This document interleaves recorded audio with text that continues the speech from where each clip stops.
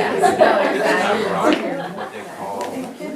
going to get started here tonight. So welcome to our Vital Cuisine Night. And the topic tonight we want to talk about before we get to eating, which is probably 5 or 6 minutes away, is commitment.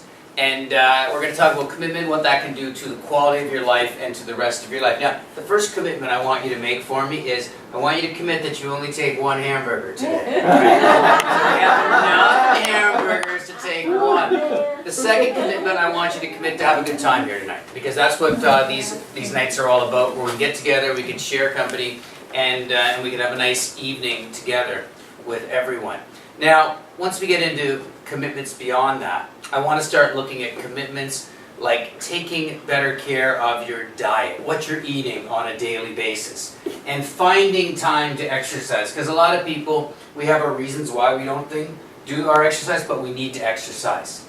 And then I want you to look beyond that and start looking more at prevention, because a lot of times people don't spend their life thinking in a prevention model. They just end up doing things when they get sick. Now, a chilling research paper came out last Monday, and it had to do with breast cancer. I don't know if anyone saw that in the papers.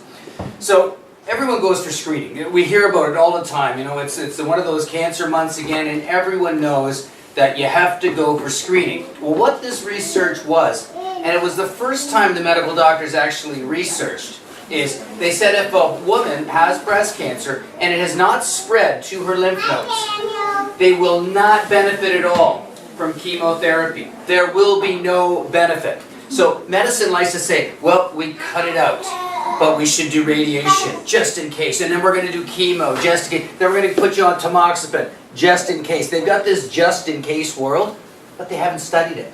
So they finally do this study, and what they find out is these women who ended up getting the chemo, they were worse off than the people who didn't do the chemo.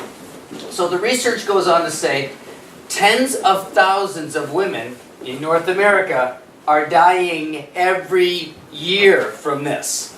So they look at it as, hey, this is a great advancement in the treatment of cancer. We're not going to kill women anymore. And it's just dumbfounding that people can look at the world that way. So from a prevention point of view, I want you to exercise. I want you to think about a deodorant versus an antiperspirant, because there's advantages to a deodorant versus putting toxic chemicals on your body. And you've heard me talk about that before. 48-hour antiperspirant, that's someone telling me they're not going to shower for 2 days and they're not going to exercise. I'm going to try to talk you out of that. I don't think it's a great idea. I think you should exercise. I think you should shower. And I hope those things are at least daily for people, because I think that would make you healthy. Putting chemicals all over your body is not a solution in the long term. Now, back to commitment. Everyone here is committed that showed up. They committed to making a meal, which I thank you for that. I also want to thank Linda, because Linda not only made 1 meal, she made 4 meals. So this is typically what happens when we run these events. They don't always work out even. I spent a good half hour cooking the meat that was volunteered, which was very good. That's Catherine. She's going to talk about where the meat came from. And we look at this, and we don't look at the time or the energy or the money that we spend. This event might cost Linda and I $150, $200. Trust me, that's a drop in the bucket to help educate people. And we've spent more money and got way worse results. So this is actually a fun night to do. And we're glad that you're here to share it with us. Linda, do you have anything you want to add to that? Just a few things. We want to encourage you to try different things. We picked hamburgers, and then Catherine actually saw that on the website, and we have worked with them in the past, and so they volunteered to bring out the grass-fed, grass-finished, but she'll talk a little more about that.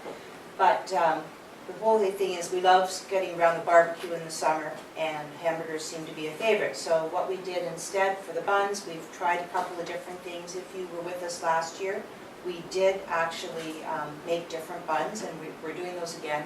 And then I have a store-bought bun from the health store, but it's made with sprouted grains. So sprouted grains are easier on your digestive system. And then when you go get that sprouted bun, you're going to find that that bun has still been sliced. And it's not because we're cheap. We've just decided that you shouldn't have as much grains as what we normally would do. So I took the buns and then I actually sliced them. So you're going to see less of a bun. It might be a little messier, but in the long run it's a lot healthier for you. So just make sure that when you're doing it, when you're having your barbecues in the summer, you don't overdo it with the wrong foods. And you're going to speak a little bit about the quality and why we want to have grass-fed, grass-finished fat. Okay, so I will let you take over, Catherine. Okay, I'm with a local farm called Vibrant Farms, and I can come out here so you can hear me. And basically, I was a customer, and then I started working with the family that runs the farm. I really believe in what they're doing and how they're raising animals humanely and happily, and that the meat tastes great, but even better, I know it's the best for my family because I have 2 kids that are 9 and 12 as well. So Dennis Bear is the farmer, and he has 4 kids that are all grown in their 20s now. But he decided 30 years ago to go organic, which was not really the trendy thing to do at that time.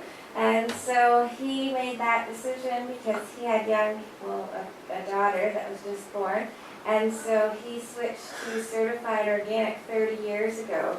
So the soil on the farm is very, very clean, which is important because the grasses that the animals are eating needs to be healthy without pesticides and chemicals and so on.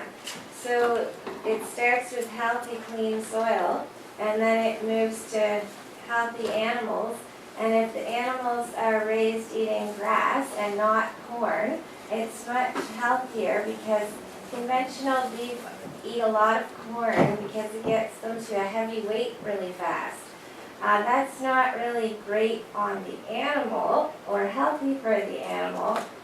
Cows are not meant to digest corn, so they're meant to digest grasses. So that's why that's important, but also there's a lot of health differences, and I do have a few informational sheets about the different vitamins and minerals and nutrition, like healthy fatty acids and CLA and different nutrition that you can get from, say, a grass-fed organic steak that you can't get from a conventional corn and grain-fed steak. So there's a lot of nutritional differences as well, so I can always leave that information here as well. So basically what drives people to come to the farm is not just it's farm fresh meat.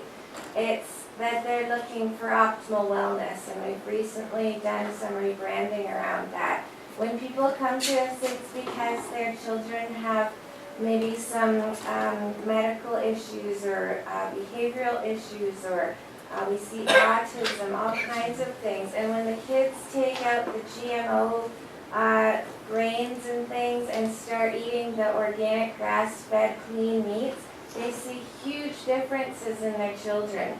We see a lot of people with like irritable bowel syndrome or all kinds of, you name it, we see it. And that's why they're coming to the farm, because if they're going to eat meat, they want to make sure it's the cleanest, healthiest, best raised meat. So that's a really fast synopsis. The burgers that we brought tonight are just the organic grass-fed beef, salt and pepper. It's kind of hard to find that nowadays, even at a restaurant or something. You always wonder what else is in there and where did the beef come from and that sort of thing. So we do sell those at the farm, and we're located near Baden.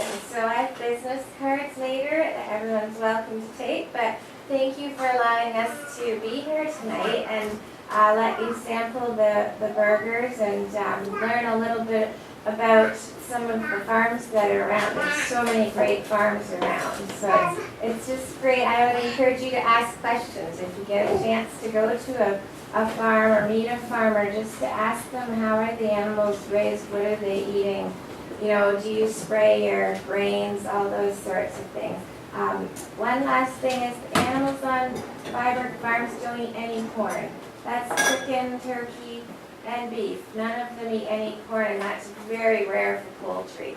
But it takes a little longer to raise the birds to a good weight, but we feel that's healthier, and this corn is a pretty fatty grain, so they're raised outdoors as well. So, but if you have any questions questions, feel free to just pull me aside this evening and I'll. Yeah, Thank thank you you very so much. much, Catherine, and I'd like to say thank you so much for your work. So if you've forgotten your plate, that's okay. There's knives, forks, and plates right here. All right, so just grab it and we're ready to go.